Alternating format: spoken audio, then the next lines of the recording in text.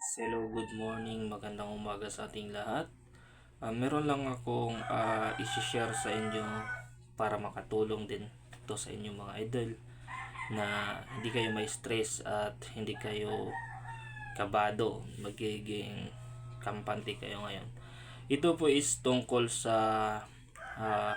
bigla-bigla ka nagkakaroon ng violation, wala ka namang nilabag na violation sa iyong mga Facebook account, especially yung mga tools mo is kusa siyang nade-demonetize at hindi ka na makaka-earning sa mga tools mo. So ito po, idol, is wag po kayong kabahan kasi kusa pong ibabalik ni Facebook yung mga tools nyo at mag-e-earning kayo again, no? Ulit. As long as wala talaga kayong nilabag na violation. So, kung alam nyo na wala talaga kayong nalabag, huwag kayong kabahan kasi yun po ay nag-error lang yung system ni Facebook, no? Kaya pagka ganon, yun ang mangyari. For example, yung Facebook mo is Facebook disable,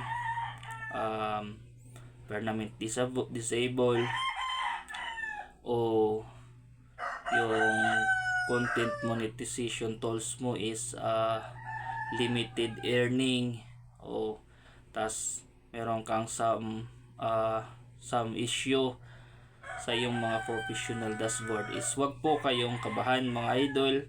At saka wag kayong magpindot-pindot dyan ng kung ano-ano, no, para hindi magka-problema yung mga account nyo. Sana is nakatulong ako, mga idol. I-share mo din ito para maging kampante din yung iba sa mga hindi nakakalam. Kasi pagka system error, mga idol, is hindi lang po ikaw ang nagkakaganon. Once makita mo na marami din, may nagpost din na ganun sila, huwag kakabahan dun. Kasi babalik at babalik yan. No, liban na lang kung ikaw lang talaga isa nagkaganon.